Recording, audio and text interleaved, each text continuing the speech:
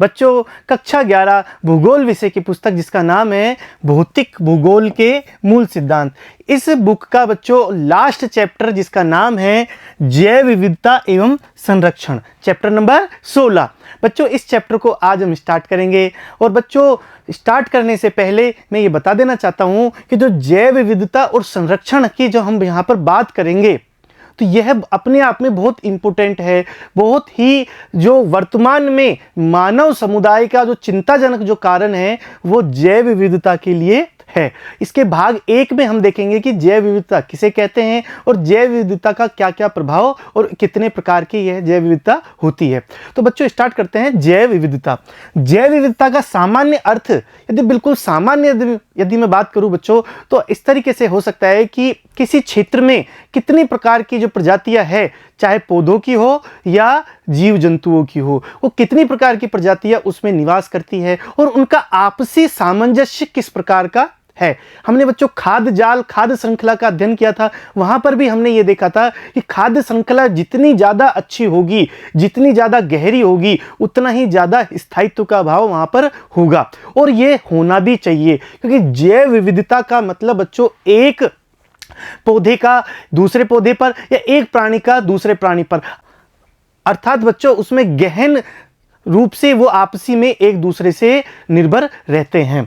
तो जैव विविधता का सामान्य अर्थ है किसी भी विस्तृत क्षेत्र की पर्यावरणीय दशाओं में पौधों एवं जंतुओं के समुदायों के जीवों की प्रजातियों की विविधता। पौधों एवं जंतुओं के जीवों की प्रजातियों में विविधता कि एक ही प्रजाति के जंतु कितनी प्रकार के हैं या अलग अलग प्रकार के कितने प्रकार के वहां जंतु उसमें निवास करते हैं या कितने प्रकार के पौधे वहां पर निवास करते हैं, वहां पर रहते हैं। और इसका होना बच्चों बहुत आवश्यक है। हमने पिछली क्लास में भी देखा था, पिछले चैप्टर में, किस प्रकार से वहां पर खाद्य जाल खाद्य श्रृंखलाओं का गहन होना अति आवश्यक है। जैव विविधता बायोडायवर्सिटी शब्द का सर्वप्रथम उपयोग वाल्टर जी रोजेन द्वारा किया गया था, लेकिन बच्चों इसको बढ़ाने का काम, इसको व्यापक स्तर पर प्रचार प्रसार जो किया था E.O. विल्सन ने किया था। E.O. विल्सन महोदय ने जैव विविधता शब्दावली का विश्व भर में व्यापक प्रचार एवं प्रसार किया था। ठीक है, वनस्पति विविधता ही जैव विविधता का आधार होती है क्योंकि वनस्पति जितनी ज्यादा विविध रूप से पाई जाएगी उसी के आधार पर वहां पर निवास करने वाले जो जंतु है या उपभोक्ता है वहां पर वो आवास करेंगे। और हमने बच्चों यह भी देखा था जैव मंडल में, और साथ ही जब हम पारिस्थितिकी तंत्र पढ़ रहे थे तो पारिस्थितिकी कि तंत्र में जो बेस है, जो आधार है, वो क्या है? वो उत्पादक है। उत्पादक का मतलब वहां पर क्या था? पेड़ पौधे हैं। तो जितनी ज्यादा विविधता इन वनस्पति में होगी बच्चों, जैव विविधता भी उतनी ही ज्यादा होगी क्योंकि वो इस पारिस्थितिकी तंत्र का आधार होती है। सौर ऊर्जा और जल ही अपक्षय में विविधता और इसके परिणाम स्वरूप उत्पन्न जैव विविधता का मुख्य कारण होते हैं।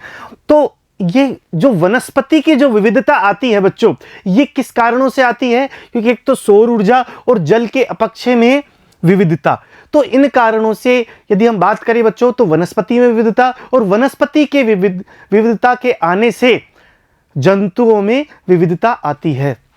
इनमें कोई आश्चर्य नहीं कि वे क्षेत्र जहां ऊर्जा व जल की उपलब्धता अधिक है वहीं जैव विविधता भी व्यापक स्तर पर होगी। बच्चों पृथ्वी की उत्पत्ति से लेकर के, या फिर मैं कहूं कि जब से जीवन की शुरुआत हुई है पृथ्वी पर, तब से लेकर के वर्तमान समय तक जीवों में विविधता विभिन्न प्रकार से आई। कुछ जीवों की उत्पत्ति हुई और समाप्त हो लिए। ठीक है, बहुत सारी लाखों करोड़ों की संख्या में बच्चों प्रजातियां उत्पन्न हुई और समाप्त हो गई। तो लगातार चलने वाली यह प्रोसेस है जैव विविधता। ठीक है, किसी पर्टिकुलर क्षेत्र में कितने प्रकार के जीवों का वहां पर निवास है, इसे हम क्या कहेंगे? जैव विविधता कहेंगे। और ये जितनी ज्यादा सघन होगी, जितनी ज्यादा जैव विविधता होगी, उतने ही अच्छा वहां का पारिस्थितिकी तंत्र होगा। ठीक है, प्रजातियों के दृष्टिकोण से और अकेले जीवधारी के दृष्टिकोण से जैव विविधता सतत विकास का तंत्र है। सतत विकास का तंत्र क्यों माना जाता है बच्चों? क्योंकि प्रजातियों के दृष्टिकोण से प्रजाति कितने प्रकार की है, और अकेले जीवधारी के दृष्टिकोण से यदि एक जीवधारी की यदि बात करें तो उसके दृष्टिकोण से भी जैव विविधता सतत विकास का तंत्र है। सतत विकास लगातार रूप से हजारों लाखों करोड़ों वर्षों से यदि चलता हुआ जो कार्य है वो यहाँ पर देख सकते हैं, जैव विविधता में हम कार्य कर सकते हैं। ठीक है, पृथ्वी पर किसी प्रजाति की औसत आयु 10 से 40 लाख वर्ष होने का अनुमान है। एक प्रजाति की औसत आयु, ऐसा माना जाता है बच्चों, वैज्ञानिकों ने इस बात पर तथ्य इकट्ठे किए हैं कि 10 से 40 लाख वर्ष एक प्रजाति की औसत आयु होती है। अर्थात बच्चों एक प्रजाति की उत्पत्ति से लेकर के समाप्त होने के जो समय है वो 10 से 40 लाख वर्ष होती है, और ये नेचुरल है। नेचुरली नई नई प्रजातियों का जन्म होना और उनकी समाप्ति होना। यहां पर बच्चों जीव की समाप्ति नहीं है। जीव की उम्र तो बच्चों इतनी नहीं होती, जीव की एज नहीं है, यहां पर प्रजातियों की उम्र है। जैसे कि मानव एक प्रजाति है, बंदर एक प्रजाति है, भैंस एक प्रजाति है, गाय एक प्रजाति है, आदि जितनी भी जो प्रजाति है उनकी उम्र की बात कर रहे हैं, एक जीव की उम्र की बात नहीं कर रहे हैं। एक जीव की उम्र तो किसी की 5 साल, किसी की 10 साल, किसी की 50 साल, किसी की यदि मानव की हम बात करें तो 70 साल लगभग मानी जाती है। लेकिन प्रजाति की बात कर रहे हैं कि वो उस प्रजाति की शुरुआत कब से हुई और उसकी समाप्ति कब होगी, तो इसमें लगभग 10 से लेकर के 40 लाख वर्ष यहां पर लग जाते हैं। ऐसा भी माना जाता है कि लगभग 99% प्रजातियां जो कभी पृथ्वी पर रहती थी आज लुप्त हो चुकी है। 99% क्यों कहा बच्चों? क्योंकि पृथ्वी की शुरुआत से आज हम जो देखते हैं वो जो जैव विकास का जो क्रम है बच्चों, वो वहां पर हमें देखने को मिलता है कि जिन प्रजातियों की बच्चों शुरुआत हुई, उत्पत्ति हुई, कुछ समय के पश्चात लगभग 10 से 40 लाख वर्ष समय के पश्चात वो समाप्त होती गई। ठीक है, और फिर नई जातियों की उत्पत्ति हुई, फिर समाप्त होती गई, और यह चीजें चलती आ रही है, वर्तमान समय में भी चल रही है और भविष्य में भी चलेगी। हो सकता है कुछ लाख वर्ष बाद में बच्चों, कुछ लाख वर्ष बाद में जिन प्रजातियों को हम देख रहे हैं वर्तमान स्वरूप में वो नहीं हो और नई प्रकार की कोई प्रजातियों की उत्पत्ति उस समय हो। तो ये सतत चलने वाली प्रक्रिया है। पृथ्वी पर जैव विविधता एक जैसी नहीं है। पहले कोई किसी और प्रकार की थी, वर्तमान में किसी और प्रकार की है, भविष्य में किसी और प्रकार की जैव विविधता पाई जाएगी। लेकिन ये नेचुरल है, प्रकृति के द्वारा इसमें लगातार सतत विकास होता रहता है। जैव विविधता उष्णकटिबंधीय प्रदेशों में अधिक होती है, और जैसे जैसे हम ध्रुवीय प्रदेशों की तरफ बढ़ते हैं प्रजातियों की विविधता तो कम होती है, लेकिन जीवधारियों की संख्या अधिक होती जाती है। सबसे ज्यादा जैव विविधता कहां पाई जाती है बच्चों? भूमध्य रेखीय क्षेत्रों में, उष्णकटिबंधीय प्रदेशों में, वहां पर सबसे ज्यादा जैव विविधता पाई जाती है। ठीक है, क्यों पाई जाती है? क्योंकि तापमान, वर्षण अर्थात जलवायु की उचित वहां पर व्यवस्था उनके हिसाब से है। इस वजह से वहां पर विभिन्न प्रकार के हॉट स्पॉट बनाए गए हैं। हम आगे देखेंगे उसे क्या है, उसका क्या अर्थ होता है। लेकिन सबसे ज्यादा जो जैव विविधता पाई जाती है वो उष्णकटिबंधीय क्षेत्रों में मिलती है, और जैसे जैसे हम ध्रुवों पर जाते हैं, चाहे उत्तरी ध्रुव हो चाहे दक्षिणी ध्रुव हो, वहां पर जैव विविधता कम होती जाती है। जैव विविधता का मतलब बच्चों जीवों की संख्या से नहीं है। जैव विविधता का मतलब जीवों की संख्या से नहीं है, ये बिल्कुल ध्यान करने वाली बात है। जैव विविधता का मतलब है विभिन्न जातियों, प्रजातियों की, जीवों की, यहां पर पादप और प्राणी दोनों प्रकार के जो जीव हैं उनकी विभिन्न जातियों से उनका अभिप्राय है। ठीक है, संख्या से अभिप्राय नहीं है, उनकी विभिन्न जातियों से उनका अभिप्राय है। तो जीवधारियों की संख्या अधिक होती जाती है। जैसे जैसे हम ध्रुव की तरफ जाते हैं, एक ही जाति के जो जीवधारी है उनकी संख्या तो बढ़ती जाती है, लेकिन जैव विविधता नहीं बढ़ती है अपेक्षाकृत रूप से उष्णकटिबंधीय प्रदेशों के। ठीक है, हम इसमें कुछ देख सकते हैं बच्चों कि आज जो जैव विविधता हम देखते हैं वे 2.5 से 3.5 अरब वर्षों के विकास का परिणाम है। वर्तमान में जो जैव विविधता है वो लगभग 2.5 से 3.5 अरब वर्षों के विकास का परिणाम है। धीरे धीरे विकास होता है, बच्चों कुछ वैज्ञानिक ऐसे बताते हैं कि बंदरों से चिंपांजी और चिंपांजी से हमारे पूर्वज मानव का जन्म हुआ, और पूर्वज मानव से हमारा जिसे हम कहते हैं होमो सेपियंस। ठीक है, तो होमो सेपियंस का जन्म हुआ, उनका विकास हुआ, और ऐसा कहते हैं कि भविष्य में होमो फ्यूचरेंस का विकास होगा। अर्थात लगातार जातियों में, प्रजातियों में विकास की जो कार्य है वो लगातार रूप से चल रहा है। तो जो वर्तमान में है बच्चों, यह 2.5 से 3.5 अरब वर्षों का विकास का परिणाम है। यह थोड़ा समय नहीं है बच्चों, बहुत लंबा समय इसमें लगता है। धीरे धीरे चीज़ों का विकास होता है, यहाँ प्रजातियों का विकास होता है, तब जाकर के एक समय पर रिजल्ट सामने आता है एक नई प्रजाति के रूप में। मानव जीवन के प्रारंभ होने से पहले पृथ्वी पर जैव विविधता किसी भी अन्य काल से अधिक थी। अब यहाँ पर बता दिया बच्चों कि मानव जीवन जब से मानव जीवन की उत्पत्ति हुई है, मानव की उत्पत्ति हुई है, तब से जैव विविधता में ह्रास देखा गया है। उस समय जब मानव की उत्पत्ति हो रही थी, मानव प्रजाति की उत्पत्ति हो रही थी बच्चों, उस समय जैव विविधता सर्वाधिक थी पृथ्वी पर। ठीक है, मानव के आने से जैव विविधता में तेजी से कमी आने लगी, क्योंकि किसी एक या अन्य प्रजाति का आवश्यकता से अधिक उपयोग होने के कारण वह लुप्त होने लगी। किसी भी एक जाति की आवश्यकता से अधिक उपभोग हो रहा है, उसका कार्य किया जा रहा है। ठीक है, और इसके वजह से पूरा पारिस्थितिकी तंत्र गड़बड़ा जाता है, उसमें डिस्टर्बेंस आ जाता है। इस वजह से जो जैव विविधता है बच्चों, वो उसमें कमी आ जाती है। अनुमान के अनुसार संसार में कुल प्रजातियों की संख्या 20 लाख से 10 करोड़ तक है। एग्जैक्टली हमें नहीं पता कितनी है, लेकिन अनुमान है कि 20 लाख से बच्चों 10 करोड़ तक उनकी संख्या है। किसकी? संसार में कुल प्रजातियों की, चाहे वो पौधे हों या जंतु हो। लेकिन 1 करोड़ ही इसका सही अनुमान है। कुछ कहते हैं 1 करोड़ है, कुछ कहते हैं 10-20 लाख है। तो लगभग हम इसका एवरेज यदि माने तो लगभग 1 करोड़ प्रजातियां विश्व में विद्यमान है। नई प्रजातियों की खोज लगातार जारी है और उनमें से अधिकांश का वर्गीकरण भी नहीं हुआ है। लगातार जो नई चीजें हैं, नई जगह हैं, विशेष रूप से उष्णकटिबंधीय क्षेत्रों में या गहन सागरीय क्षेत्रों में, वहां पर नई प्रजातियों की खोज है, वो लगातार जारी है। और समय समय के साथ में हम समाचार पत्रों में देखते हैं बच्चों कि नई प्रजाति की खोज हुई, उस जगह पर नई प्रजातियों की खोज हुई। यदि भारत की बात करूं तो पश्चिमी घाट में या हिमालयी क्षेत्रों में, जहां पर हॉट स्पॉट बने हुए हैं, वहां पर नई नई प्रजातियों की खोज करते रहते हैं। ठीक है, तो वहां पर प्राप्ति होती रहती है नए नए प्रजातियों की। एक अनुमान के अनुसार दक्षिण अमेरिका की ताजे पानी की लगभग 40% मछलियों का वर्गीकरण नहीं हो पाया है। बड़ी इंटरेस्टिंग बात है बच्चों कि दक्षिण अमेरिका की जो ताजे पानी की जो नदियां हैं, उनमें 40% मछलियों का वर्गीकरण भी नहीं हो पाया है। हम उनमें विभिन्नताएं देख भी नहीं पाए हैं, उन पर कार्य चल रहा है। उष्णकटिबंधीय वनों में जैव विविधता की अधिकता देखी जाती है। ठीक है, यहां पर हमने इस चीज को देखा। अब जैव विविधता 2 शब्दों के मेल से बना है। पहला है बायोडाइवर्सिटी, जो बच्चों शब्द है जिसे हिंदी में जैव विविधता कहते हैं, वो 2 शब्दों से बना है। पहला है बायो अर्थात जीव, और डाइवर्सिटी मतलब विविधता, जिसको बोलेंगे जैव विविधता। ठीक है, साधारण शब्दों में किसी निश्चित भौगोलिक क्षेत्र में पाए जाने वाले जीवों की संख्या और उनकी विविधता को जैव विविधता कहते हैं।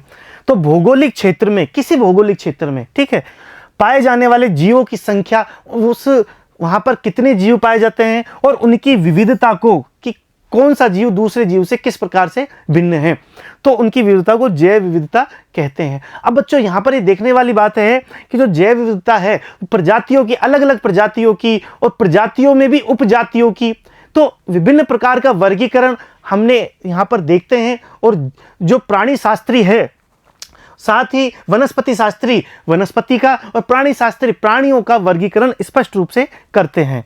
इसका संबंध पौधों के प्रकार, प्राणियों तथा सूक्ष्म जीवाणुओं से भी है। तो ये सूक्ष्म जीवाणु भी बच्चों जैव जगत में शामिल किए जाते हैं। प्राणी और पौधे, ये सभियों का वर्गीकरण करना, इनकी स्थिति देखना, इनका आपसी सह संबंध देखना, अंतर संबंध की स्थिति ज्ञात करना, यह सभी तो जैव विविधता है। इसी के तहत हम कार्य करते हैं कि किस प्रकार एक दूसरे पर, चाहे वो प्राणी हो, पौधे हो या सूक्ष्म जीव हो, किस प्रकार एक दूसरे पर निर्भर है, सह संबंध की अवस्था है, और किस प्रकार अंतर संबंध इन प्रजातियों में पाया जाता है। और जितना ज्यादा गहन अंतर संबंध पाया जाएगा बच्चों, उतनी ज्यादा अच्छी वहां का जैव विविधता पाई जाएगी। उनकी आनुवांशिकी और उनके द्वारा निर्मित पारितंत्र से भी माना जाता है। ठीक है, यह पृथ्वी पर पाए जाने वाले जीवधारियों की परिवर्तनशीलता एक ही प्रजाति तथा विभिन्न प्रजातियों में परिवर्तनशीलता तथा विभिन्न पारितंत्रों में विविधता से भी संबंधित है। तो परिवर्तनशीलता, किस प्रकार की परिवर्तनशीलता? जीवधारियों की परिवर्तनशीलता, एक जीव का दूसरे से किस तरीके से परिवर्तन है, ठीक है। एक ही प्रजाति तथा विभिन्न प्रजातियों में परिवर्तनशीलता, एक ही जो प्रजाति है, चाहे हम उदाहरण के द्वारा देखें तो आम की विभिन्न किस्में देखी जाती है, तो आम तो एक है लेकिन उसकी विभिन्न किस्में जो देखी जाती है, उसकी विभिन्न उपजातियां यदि देखी गई तो उसमें भी अंतर देखे जाते हैं। जैसे कि बंदर है, विभिन्न प्रकार के बंदर पाए जाते हैं, ठीक है। तो एक जंतु की, एक पौधे की विभिन्न जातियां यहां पर भी देखने योग्य है। और विभिन्न पारितंत्रों में विविधता से भी यहां पर संबंध है। एक पारितंत्र के किसी तत्व से दूसरे पारितंत्र के उस तत्व से हम भिन्नता यहां पर देख सकते हैं। जैव विविधता सजीव संपदा है, यह विकास के लाखों वर्षों के इतिहास का परिणाम है। मैंने अभी बताया बच्चों कि जो वर्तमान में जो हमें दिखाई दे रही है वो 2.5 से 3.5 अरब वर्षों का परिणाम है। तो लाखों करोड़ों वर्ष इसमें लग जाते हैं जैव विविधता को बनने में। और वर्तमान में जितनी भी जैव विविधता बची है बच्चों, इसको सहेज करके रखना बहुत इंपॉर्टेंट है। और मानव ने बच्चों पिछले 300-400 सालों से विशेष रूप से, हालांकि हमने अभी पढ़ा बच्चों कि मानव की जब से उत्पत्ति हुई है तब से जैव विविधता में कमी आई है। जब मानव की उत्पत्ति हुई थी उस समय सबसे ज्यादा जैव विविधता थी। तो मानव ने इसमें कहीं ना कहीं समस्या पैदा की है, तब जाकर के जैव विविधता कम हुई है। लेकिन विशेष रूप से पिछले 300-400 सालों में इसमें भारी परिवर्तन देखने को मिला है और नकारात्मक रूप से यहां पर जैव विविधता हुई है। अब जैव विविधता को 3 स्तरों पर समझा जा सकता है। 3 स्तर हैं जैव विविधता को समझने के लिए। पहला है बच्चों आनुवांशिक या जेनेटिक डाइवर्सिटी, कि जेनेटिक या आनुवांशिक रूप से जैव विविधता किस प्रकार की है। जीनों के आधार पर हमारा जो शरीर है वो किन चीजों से चलता है, किन चीजों से बना हुआ है, जीन्स में, जिसके अंदर सूचनाएं निहित होती है, उन जीन से किस प्रकार जैव विविधता पाई जाती है। दूसरा है प्रजातीय जैव विविधता, स्पीसीज डाइवर्सिटी। अब स्पीसीज डाइवर्सिटी है वो किस प्रकार की है, एक ही स्पीसीज में, एक ही प्रजाति में, एक ही उसमें कितने प्रकार की उपजातियां हैं, या एक प्रजाति का दूसरे प्रजाति से किस प्रकार से विकास हुआ है। तीसरा है पारितंत्रीय जैव विविधता, इकोसिस्टम डाइवर्सिटी। यहां पर 3 प्रकार से हम जैव विविधता को देख सकते हैं बच्चों। तो पहला है आनुवांशिक जैव विविधता। अब जीवन निर्माण के लिए जीन एक मूलभूत इकाई है। हम छोटी क्लासेस में बच्चों इसको पढ़े हैं कि जीवन के लिए सभी प्रकार के सजीवों में सभी प्रकार के यहाँ पर जीन होते हैं और जीन ट्रांसफर होते हैं एक पीढ़ी से दूसरी पीढ़ी में। इसी कारण से वो जो सजीव प्रजनन करते हैं वो अपने जैसा जीव का विकास कर पाते हैं। तो यहाँ पर जीन यहाँ पर मूलभूत इकाई है। अब किसी प्रजाति में जीन की विविधता ही आनुवांशिक जैव विविधता है। एक प्रजाति में जीनों की विविधता होना ही यहां पर आनुवांशिक जैव विविधता का द्योतक है। समान भौतिक लक्षणों वाले जीवों के समूह को प्रजाति कहते हैं। अब प्रजाति किसे कहते हैं, ये देखने वाली बात है कि समान भौतिक लक्षणों वाले, भौतिक लक्षण समान होने चाहिए। जैसे कि मानव एक प्रजाति है। अब मानव प्रजाति जो है बच्चों, वो चाहे भारत का मानव हो, चाहे वो यूरोप का मानव हो, चाहे वो अफ्रीका का मानव हो, चाहे वो अमेरिका का मानव हो, चाहे वो ऑस्ट्रेलिया का मानव हो, पूरी पृथ्वी पर जितना भी मानव है वो भौतिक रूप से उसके भौतिक जो लक्षण हैं वो लगभग समान होते हैं। ठीक है, वही बाल, वही नाक, वही मुंह, वही समान सारी 2 हाथ, 2 पैर, 2 पैरों से चलना, भौतिक बाहरी रूप से यदि हम बात करें तो लगभग वो समान होता है, इसलिए उसे एक प्रजाति कहते हैं। ठीक है, जैसे कि मानव प्रजाति की हम बात करें, ठीक, तो इस प्रकार की जो चीजें हैं यहां पर हमने देखा प्रजाति। मानव आनुवांशिक रूप से होमो सेपियंस प्रजाति से संबंधित है, जैसे कि मैंने अभी बताया, जिसमें कद, रंग, अलग दिखावट जैसे शारीरिक लक्षणों में काफी भिन्नता है। इसका कारण आनुवांशिक विविधता है।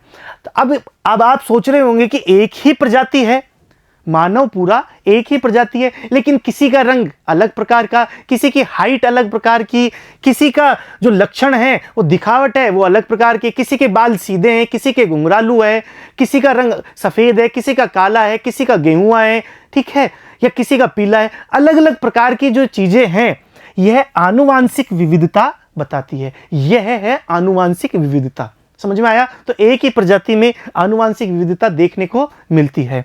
अब विभिन्न प्रजातियों के विकास एवं फलने फूलने के लिए आनुवांशिक विविधता अत्यधिक अनिवार्य है।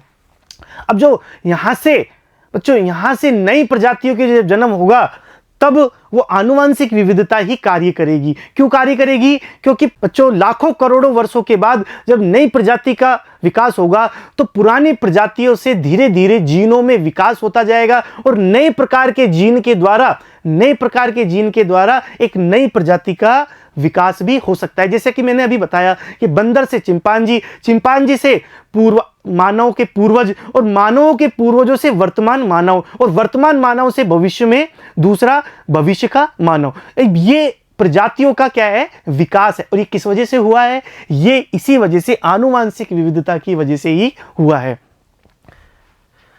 दूसरा है बच्चों प्रजातीय विविधता।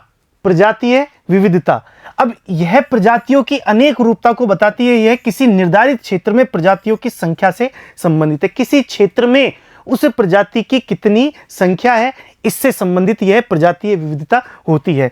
प्रजातियों की विविधता उनकी समृद्धि, प्रकार या बहुलता से आकी जाती है। कुछ क्षेत्रों में प्रजातियों की संख्या अधिक होती है और कुछ में कम। जिन क्षेत्रों में प्रजातीय विविधता अधिक होती है उन्हें विविधता के हॉटस्पॉट कहते हैं। किसी क्षेत्र में यदि किसी प्रजाति की अधिक संख्या है तो वहां उस विविधता को हॉटस्पॉट का नाम दिया जाता है। ठीक है। अब यहां पर यह भी देखा जाता है कि प्रजातियों की संख्या कितनी है, उस क्षेत्र में प्रजातियों की संख्या कितनी है। जैसे कि मैं बात करूं बच्चों कि लॉयन जो भारतीय जो शेर है, भारतीय शेर है, यहां पर मैं बात कर रहा हूं भारतीय शेर जो कि वर्तमान में भारत में केवल गिर के जंगलों में पाए जाते हैं।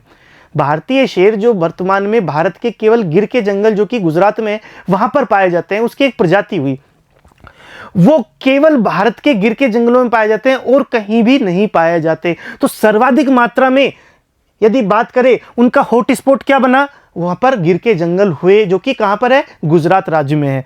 तो उसी प्रकार से यदि कोई जानवर या कोई पौधा या कोई प्रजाति किसी पर्टिकुलर क्षेत्र में संख्या में है तो वहां उनका हॉटस्पॉट बन गया और दूसरे क्षेत्र में हो सकता है उनकी संख्या कम हो या नहीं हो। ठीक है, या तो कम हो या नहीं हो। तो उस प्रकार से हम प्रजातीय विविधता की बात भी करेंगे। जैसे कि हम बात करें बच्चों, पहले अंग्रेजों के समय में भारत में चीते पाए जाते थे। जो चीता है वो भारत में पाया जाता था। वर्तमान में भारत में चीते नहीं पाए जाते। इनका अत्यधिक मात्रा में शिकार हुआ या फिर विभिन्न कारणों से भारत में चीते नहीं पाए जाते। लेकिन कुछ समय अर्थात जंगल जब अंग्रेज थे बच्चों, अंग्रेजों के समय चीते पाए जाते थे, उनकी संख्या कम थी। ठीक है, तो प्रजातीय विविधता यहां पर देखी गई। और यदि विश्व के अलग अलग देशों की हम बात करें तो अलग अलग क्षेत्रों में, अलग अलग देशों में ये विभिन्न प्रजातियों की जो उनके लक्षण हैं वो भी अलग अलग प्रकार के देखने को मिलेंगे।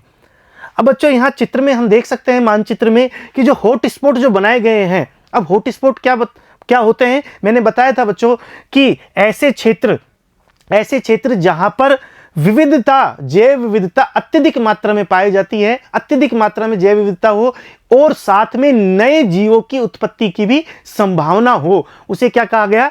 हॉटस्पॉट। मिस्टर नॉर्मन बेयर ने बच्चों, मेयर महोदय ने इसके बारे में बताया था, हॉटस्पॉट के बारे में। और विश्व में कुछ जो हॉटस्पॉट है वो मुख्यतया उष्णकटिबंधीय क्षेत्रों में ही पाए जाते हैं, जैसे कि मैंने अभी बताया था। अब यहां पर हम देख सकते हैं बच्चों कि यदि भारत और उसके समीपवर्ती जो क्षेत्र हैं उनकी यदि बात करें तो पश्चिमी घाट जो कि भारत में है वो यहां पर हॉटस्पॉट है। पूर्वी हिमालय हॉटस्पॉट है। प्रायद्वीपीय मलेशिया यहां पर हॉटस्पॉट है। ठीक है, फिलीपींस, उत्तरी बोर्नियो, क्वींसलैंड जो ऑस्ट्रेलिया में है, मेलेडिनेशिया यहां पर, ठीक है, श्रीलंका में, इंडोनेशिया में, और सबसे बड़ा जो हॉटस्पॉट वो मेडागास्कर के इस क्षेत्र में पाया जाता है। भारी मात्रा में जैव विविधता यहां पर पाई जाती है और नए नए जीवों की यहां पर प्राप्ति वर्तमान में भी होती है बच्चों। इसके अलावा बात करूं तो तंजानिया का ये क्षेत्र, गिनी वन, ठीक है, ये ब्राजील का अटलांटिक वन, ये एंडीज का क्षेत्र, ये कोलंबियन क्षेत्र, सेंट्रल अमेरिका के क्षेत्र। तो इस तरीके से केवल उष्णकटिबंधीय क्षेत्रों में ही हॉटस्पॉट मिलते हैं जहां पर जैव विविधता अत्यधिक मात्रा में होती है, साथ ही जो नए जीवों की जो प्राप्ति या फिर नए जीवों को देखा जाता है वो यहाँ पर वर्तमान में भारी मात्रा में देखा जाता है। और ये कुछ ही क्षेत्र बचे हैं बच्चों हॉटस्पॉट के, जिसे अंतरराष्ट्रीय संघों ने हॉटस्पॉट की संज्ञा दी है बच्चों। और हॉटस्पॉट में वर्तमान में भी, आज की तारीख में भी बच्चों, लगातार नए नए जो पौधे हैं या फिर जीव हैं उनकी प्राप्ति होती रहती है। तो हम इसमें यहाँ अच्छे से देख सकते हैं। अब अगला है बच्चों पारितंत्रीय विविधता। तीसरा है पारितंत्रीय विविधता। तो पारितंत्रों के प्रकारों में व्यापक भिन्नता और प्रत्येक प्रकार के पारितंत्रों में होने वाले पारितंत्रीय प्रक्रियाएं तथा आवास स्थानों की भिन्नता ही पारितंत्रीय विविधता बताते हैं। हमने पारितंत्र पढ़े थे बच्चों, उस पारितंत्र में भी ये देखा था कि एक पारितंत्र का दूसरे पारितंत्र से किस प्रकार से भिन्नता होती है।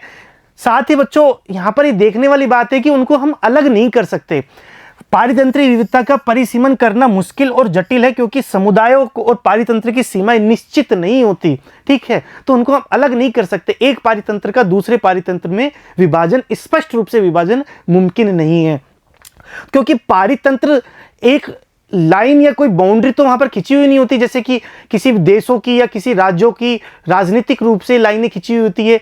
यह प्राकृतिक क्षेत्र होते हैं और लगातार रूप से, सतत रूप से अपना कार्य करते रहते हैं, ठीक है। और पारितंत्र का किस प्रकार से प्रक्रिया, उनका आवास स्थल और एक पारितंत्र का दूसरे पारितंत्र में जो विभिन्न जैव विविधता पाई जाती है उन क्षेत्रों में, उसका यहां पर अध्ययन किया जाता है।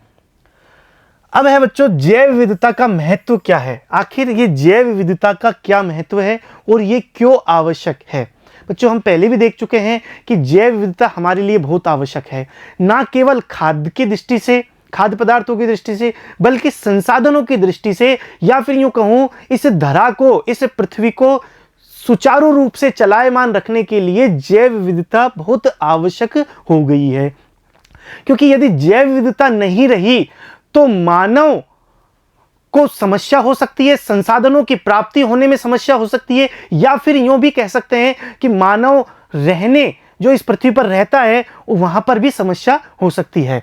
तो जैव विविधता ने मानव संस्कृति के विकास में बहुत योगदान दिया है और इसी प्रकार मानव समुदायों ने भी आनुवांशिक, प्रजातीय व पारिस्थितिक स्तरों पर प्राकृतिक विविधता को बनाए रखने में बड़ा योगदान दिया है, ठीक है। जैव विविधता की पारिस्थितिक, आर्थिक और वैज्ञानिक भूमिकाएं प्रमुख है। जो जैव विविधता है उसकी पारिस्थितिक भूमिका है, ठीक है, इकोलॉजिकल, आर्थिक, जो इकोनॉमिक्स जो इफेक्ट है वो भी प्रमुख है, साथ ही जो वैज्ञानिक, साइंटिफिक जो भूमिका है उसकी वो भी प्रमुख है, ठीक है बच्चों। तो जैव विविधता का अपने आप में बहुत बड़ा महत्व है। ये बहुत बड़ी बात है कि जैव विविधता वहां पर किस प्रकार की पाई जाती है। ना केवल बच्चों इससे खाद्य जाल सुदृढ़ होता है, जिससे कि खाद्य संबंधी जो समस्या है उसको दूर किया जा सकता है, बल्कि जो संसाधन हमें प्राप्त होते हैं बच्चों उसकी भी लगातार सतत प्राप्ति हमें होती रहेगी यदि जैव विविधता बनी रहेगी। और यदि जैव विविधता समाप्त हो गई या उसमें कमी आ गई बच्चों, तो ना केवल संसाधनों पर समस्या होगी बल्कि मानव के रहने पर भी समस्या हो सकती है, उसका अस्तित्व भी खतरे में पड़ सकता है।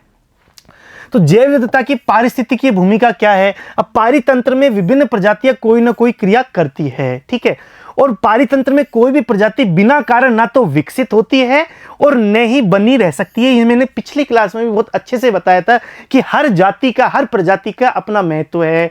हर जो प्रजाति है, चाहे वो किसी भी प्रकार के जीव जंतु हो, छोटे से सूक्ष्म कणुओं से लेकर के, ठीक है, चाहे वो बड़ा कोई जानवर हो या बड़ा पेड़ हो या किसी भी प्रकार की प्रकृति में किसी भी वस्तु की उपस्थिति बिना कारण के नहीं होती। यदि बिना कारण की होती हो तो वो उसकी समाप्ति हो जाती है।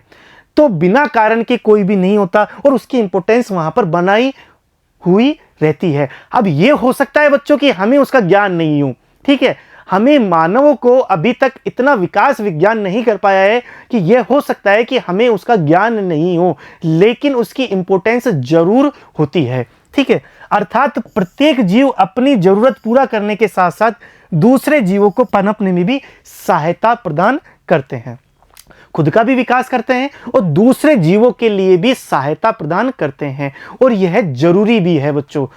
हो सकता है कि हमें इसका भान नहीं हो, वर्तमान जो विज्ञान यहाँ तक पहुँचा नहीं हो, उसके बारे में इम्पोर्टेंस हमें पता नहीं हो, लेकिन उसकी इम्पोर्टेंस जरूर होगी, ऐसा माना गया है।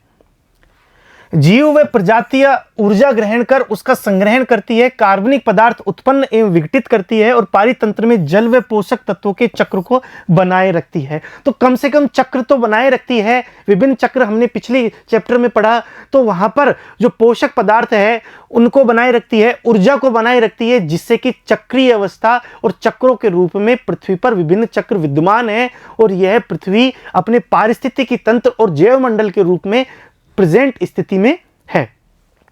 इसके अतिरिक्त प्रजातियां वायुमंडलीय गैस को स्थिर करती है और जलवायु को नियंत्रित करने में सहायता देती है, और जलवायु को भी नियंत्रित करती है ये प्रजातियां। ठीक है, ये पारितंत्रिक क्रियाएं मानव जीवन के लिए महत्वपूर्ण क्रिया है। पारितंत्र में जितनी अधिक विविधता होगी, प्रजातियों के प्रतिकूल स्थितियों में भी रहने की संभावना और उनकी उत्पादकता भी उतनी ही अधिक होगी। ये मैं बता चुका हूं बच्चों कि जितनी अधिक विविधता होगी, प्रतिकूल स्थितियों में भी ये वो रह सकती है अधिक विविधता होने पर, क्योंकि अपने आप में वो चेंजेज कर सकती है।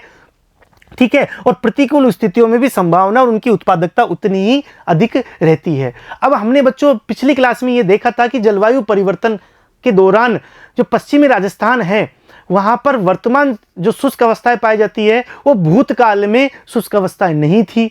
ठीक है, भूतकाल में वो शुष्क अवस्थाएं नहीं थी, लेकिन वर्तमान में जो शुष्क अवस्थाएं पाई जाती है तो वहां पर रहने वाले जो जैव विविधता, अर्थात वहां पर जो पादप पाए जाते हैं, वहां पर जो जंतु पाए जाते हैं, जैसे कि ऊंट पाया जाता है आदि, वहां पर जो जितने प्रकार की घासें पाई जाती है या पादप पाए जाते हैं, वो उनके अनुकूल हो गए। तो अचानक से अनुकूल नहीं हुए, धीरे धीरे धीरे धीरे उनमें अनुकूलता आती गई, वो ही पारितंत्र को अधिक विकसित कर पाया। ठीक है, तो यहां पर हमने ये चीज, यदि जैव विविधता अधिक होगी तो जैव विविधता अधिक होने से जो प्रतिकूल जो परिस्थितियां होगी उन पर भी हम काबू कर सकते हैं, उन परिस्थितियों में भी हम स्थायी रूप से रह सकते हैं। प्रजातियों की क्षति से तंत्र के बने रहने की क्षमता भी कम हो जाएगी। यदि प्रजातियों की क्षति होगी तो तंत्र, जो कि बच्चों हमने पढ़ा था कि तंत्र क्या है, तंत्र में क्या होता है कि एक तंत्र में, जैसे कि हमारा शरीर भी एक तंत्र है, तो विभिन्न अवयव है, विभिन्न अंग है, एक अंग की यदि कोई समस्या पैदा हो जाए तो पूरे शरीर को प्रॉब्लम हो जाती है। उसी प्रकार से तंत्र में यदि एक प्रजाति समाप्ति हो जाए और उसके स्थान पर यदि कोई दूसरे ने स्थान नहीं लिया तो समस्या पैदा हो सकती है। तो प्रजातियों की क्षति से तंत्र के बने रहने की क्षमता में भी कम हो जाती है और तंत्र वो विकसित नहीं हो पाएगा और तंत्र समाप्त हो सकता है वो। ठीक है, अधिक आनुवांशिक विविधता वाली प्रजातियों की तरह अधिक जैव विविधता वाले पारितंत्र में पर्यावरण के बदलावों को सहन करने की अधिक क्षमता होती है। तो अब हमने ये देखा था बच्चों कि पर्यावरण तो बदलाव होगा, जलवायु में परिवर्तन होगा, ये सतत प्रक्रिया है। जलवायु में परिवर्तन होना तय है, पर्यावरण में बदलाव होना तय है। यदि ये चीजें होती रही और जैव विविधता भरपूर है तो समस्या कम होगी, तंत्र मृत नहीं होगा। लेकिन यदि जैव विविधता कम हुई तो परिवर्तन के दौरान वो तंत्र समाप्त हो सकता है। दूसरे शब्दों में, जिस पारितंत्र में जितनी प्रकार की प्रजातियां होगी वह पारितंत्र उतना ही अधिक स्थायी होगा। ठीक है बच्चों, अब है जैव विविधता की आर्थिक भूमिका क्या है। आर्थिक भूमिका क्या है, हम जानते हैं बच्चों कि जैव विविधता से हम विभिन्न प्रकार के संसाधनों की प्राप्ति करते हैं। विभिन्न प्रकार के संसाधनों की प्राप्ति के लिए ये जैव विविधता हमारे लिए बहुत उपयोगी है। अब संसाधनों की प्राप्ति यदि करते हैं तो आर्थिक भूमिका तो वहां पर होगी ही होगी। सभी मनुष्यों के लिए दैनिक जीवन में जैव विविधता एक महत्वपूर्ण संसाधन है। जैव विविधता का एक महत्वपूर्ण भाग फसलों की विविधता है, जिसे कृषि जैव विविधता भी कहते हैं। एक भाग है जैव विविधता का बच्चों कि फसलों की विविधता, जिसे कृषि जैव विविधता कहते हैं। अब कृषि जैव विविधता यदि हो, ठीक है, मैंने पिछली क्लास में भी ये बताया था कि यदि जैव विविधता अत्यधिक मात्रा में होगी, विभिन्न प्रकार के यदि यहाँ पर कृषि जैव विविधता पाई गई तो समस्या ज़्यादा नहीं होगी। इसका उदाहरण देखिए, यदि मैं बताऊं बच्चों कि यदि चावल की अनेक प्रकार की किस्में हैं, चावल की अनेक प्रकार की किस्में, यदि एक किस्म में यदि किसी कारण से रोग लग गया या कोई और समस्या उसमें हो गई और वो समाप्त हो गई, ठीक है, तो चावल कि क्या होगा, चावल की पैदावार कम हो जाएगी या समाप्त हो जाएगी। लेकिन यदि चावल में विविधता होगी, चावल की विभिन्न किस्में होगी, तो एक की समाप्ति होने पर बहुत ज्यादा प्रभाव नहीं पड़ेगा। तो यहां पर कहने का मतलब यह है कि विविधता होना आवश्यक है। ठीक है, जैव विविधता को संसाधनों के उन भंडारों के रूप में भी समझा जा सकता है जिनकी उपयोगिता भोज्य पदार्थ, औषधियों और सौंदर्य प्रसाधन आदि बनाने में है। इन चीजों में जैव विविधता का कार्य किया जाता है। जैव संसाधनों की यह परिकल्पना जैव विविधता के विनाश के लिए भी उत्तरदायी है। अब ये जो परिकल्पना है, जो आर्थिक क्रियाएं है, ये ही इसके विनाश का कार्य है, क्योंकि इस जो स्वार्थी जो मानव है बच्चों, इस स्वार्थ के पराभूत होकर के बच्चों इन्होंने क्या किया है, जैव विविधता पर हमला कर दिया है, अत्यधिक मात्रा में संसाधनों को दोहन करना चालू कर दिया है, जिससे कि जैव विविधता में समस्या पैदा हो जाती है। साथ ही ये संसाधनों के विभाजन और बंटवारों को लेकर उत्पन्न नए विवादों का भी जन्म देती है। जो संसाधनों पर जो विभाजन है, उनके बंटवारों पर है, एक राष्ट्र का दूसरे राष्ट्र के साथ विवाद, क्योंकि जैव विविधता पर वो अपना अधिकार समझता है, इस प्रकार के नए जो विवाद हैं उनको भी यहाँ पर जन्म दिया है। खाद्य फसलें, पशु, वन संसाधन, मत्स्य और दवा संसाधन आदि कुछ ऐसे प्रमुख आर्थिक महत्व के उत्पाद हैं जो मानव को जैव विविधता के फलस्वरूप उपलब्ध होते हैं। ठीक है, तो ये सारी चीजें हम जैव विविधता से प्राप्त करते हैं। विभिन्न प्रकार की जो चीजें हैं, और विशेष रूप से हम खाद्य फसलें और वन संसाधन, यहाँ विभिन्न प्रकार की जो जैव विविधता है उसी से प्राप्त करते हैं। बच्चों इसके बाद है तीसरा, जैव विविधता की वैज्ञानिक भूमिका। इसके महत्व की तीसरी बात है वो इसकी वैज्ञानिक भूमिका है, और ये बहुत इंपॉर्टेंट भी है। ठीक है, जैव विविधता इसलिए महत्वपूर्ण है क्योंकि प्रत्येक प्रजाति हमें ये संकेत दे सकती है कि जीवन का आरंभ कैसे हुआ और भविष्य कैसे विकसित होगा। इसी जैव विविधता से हम ये देख सकते हैं कि जीवन का आरंभ किस प्रकार से हुआ और किस प्रकार से सूक्ष्म जीवों से लेकर के वर्तमान में मानव जैसी प्रजाति का जन्म हुआ, उसका विकास हुआ, और भविष्य में और किस प्रकार की चीजों का इनका विकास हो सकता है। यह संकेत भी हमें जैव विविधता से ही प्राप्त होते हैं।